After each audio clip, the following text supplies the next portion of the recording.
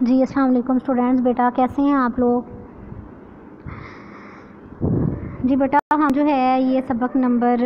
جو ہے جہاد یہ کر رہے ہیں، آج اس کو کمپلیٹ کریں گے۔ تو ہم نے بیٹا اس کے بارے میں پہلے پڑھا کہ اس کی فرضیت کے بارے میں، اس کے معنی پڑھے، اس کی جہاد کی اہمیت پڑھی، پھر بیٹا ہم نے اس کی فضیلت پڑھی، پھر جہاد کی اقسام نکل پڑھی، اور پھر بیٹا ہم نے ساتھ میں پڑھا جہاد یعنی اللہ تعالیٰ کی راہ میں کن صورتوں میں اجازت ہے کہ اللہ تعالیٰ کی راہ میں جہاد فرض ہو گیا۔ اگر بیٹا نیکسٹ ہم ٹاپک پڑھتے ہیں وہ کون سا ہے کہ مسلمانوں کے لیے جنگی لائحہ عمل، کہ حربی لائحہ عمل کے جنگ میں کیسے منصوبہ بندی مسلمانوں کے لیے کرنے جا رہی ہے۔ آپ نے کل بھی پڑھا، آج بھی بیٹا یہاں سے لے کر آج اس کو کمپلیٹ کریں گے، یہ آپ کا لیسن ہے، ٹھیک ہے۔ تو جنگ سے پہلے کیا مسلمانوں کے لیے ضروری ہے کہ اسلام جو ہے وہ امن کا علمبردار ہے، بلا وجہ کسی سے جنگ کرنے کی اجازت نہیں دیتا، مگر دشمنان جو اسلام ہے اپنی حرکت سے جب باز نہیں آتے اور مسلمانوں کو اپنی حفاظت اور دین کی تبلیغ کی خاطر جنگ کے بغیر کوئی چارہ نہیں رہتا، تو اسی لیے اسلام میں جنگ سے پہلے اپنے آپ کو دشمن کے مقابلے کے لیے تیار رکھنا اور حتی المقدور سامان جنگ جمع کرنا لازمی قرار دیا گیا ہے۔ اللہ تعالیٰ نے کیا فرمایا ارشاد کہ ان کافروں کے لیے تیار رکھو جو قوت تم سے بن پڑے اور جتنے گھوڑے تم باندھ سکو، کہ اس سے تم اللہ کے دشمن اور اپنے دشمن کے دل میں رعب بٹھاؤ، اور ان کے سوا کچھ اوروں کے دلوں میں جنہیں تم نہیں جانتے اللہ جانتا ہے۔ یہ بیٹا سورۃ انفال کی آیت نمبر 60 ہے، ٹھیک ہے۔ اس فرمان سے جنگی تیاری کا حکم جو ہے وہ واضح طور پر ثابت ہو جاتا ہے، اور فتح و نصرت اللہ تعالیٰ کے ہاتھ میں ہے، مگر حسب طاقت اسلامی ریاست کے ان کے لیے جنگ کی تیاری اور اسلحہ وغیرہ کی فراہمی جو ہے وہ بہت زیادہ ضروری ہے، اور اس میں سستی جہاں اللہ تعالیٰ کی نافرمانی ہے وہاں اپنی تباہی کا باعث بھی ہے، یعنی کہ جب باہر والوں کو پتہ چلے گا کہ ان کے پاس جو ہے وہ نہیں ہے تو کوئی بھی بیٹا حملہ کر سکتا ہے۔ اسی لیے مسلمانوں کو خاص طور پر اپنی جنگی تیاری جو ہے وہ مکمل رکھنے کے لیے اور اپنے پاس جو اسلحہ ہے اس کی نمائش کرتے رہنا چاہیے، لوگوں کو پتہ چلے دوسری دنیا کو کہ مسلمان جو ہے وہ کمزور نہیں ہے، ان کے پاس بہت طاقت ہے اور وہ مسلمانوں پر حملہ کرنے سے ہمیشہ ڈرتے رہیں۔ نیکسٹ ہے کہ دوران جنگ مجاہدین کے لیے کیا دستور العمل پیش کیا گیا۔ دستور العمل کی بیٹا یہ بھی ایک حکمت عملی ہوتی ہے، دستور العمل یا طریقہ کار کہ کس طرح عمل کرنے کا طریقہ مسلمانوں کے لیے پیش کیا گیا کہ جب جنگ ہو رہی ہو تو مجاہدین کیا عمل جو ہے وہ اختیار کریں۔ تو اس سلسلے میں دوران جنگ مسلمانوں کی کامرانی کے لیے یا ان کی کامیابی کے لیے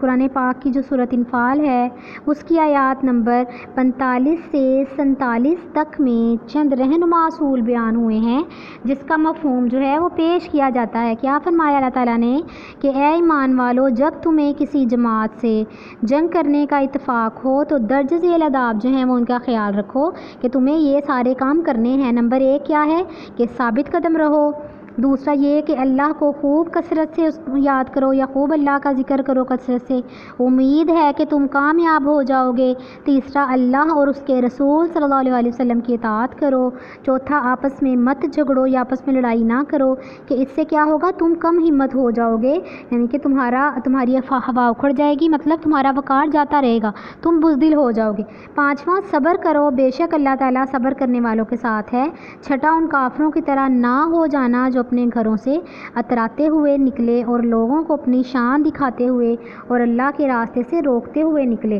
یعنی کہ تکبر نہ کرنا، تکبر کرتے ہوئے اپنے گھروں سے نہ نکلا۔ تو اللہ تعالیٰ نے بیٹا ان اعمال کا جو ہے وہ احاطہ کرنے کا، یہ ان اعمال کے ذریعے میں میدان جنگ میں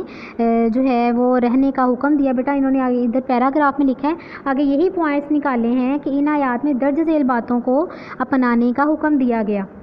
بیٹا ایک کویشچن بھی بنتا ہے کہ دوران جنگ یا دوران جہاد جو ہے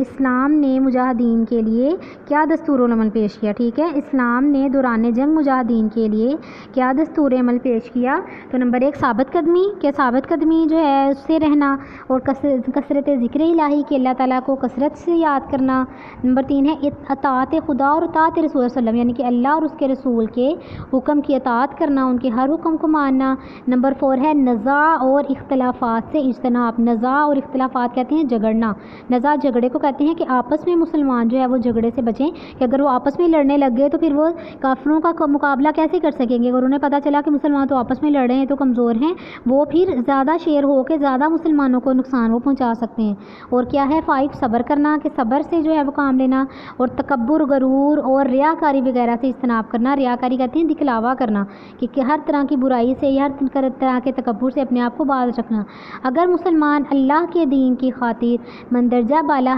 ہدایات کو سامنے رکھ کر میدانی عمل میں آئیں، یہ سارے کام کرے تو کامرانی جو ہے یقینی ہے، وہ ہر حال میں کامیاب ہونے والے ہیں پھر، اور دنیا کی کوئی طاقت جو ہے وہ مسلمانوں کو شکست نہیں دے سکتی، مسلمانوں کو کبھی نہیں ہرا سکتی۔ جی بیٹا یہ 2 ٹاپک آپ لوگوں نے آج کے لیے یاد کرنے ہیں، مسلمانوں کے لیے حرب لا عمل اور دوران جنگ مجاہدین کے لیے دستور العمل، یہ دونوں پوائنٹ آپ کے جو ہیں وہ آج کے لیسن میں ہیں، ان کو آپ نے اچھی طرح یاد کرنا ہے۔ اوکے بیٹا، اللہ حافظ۔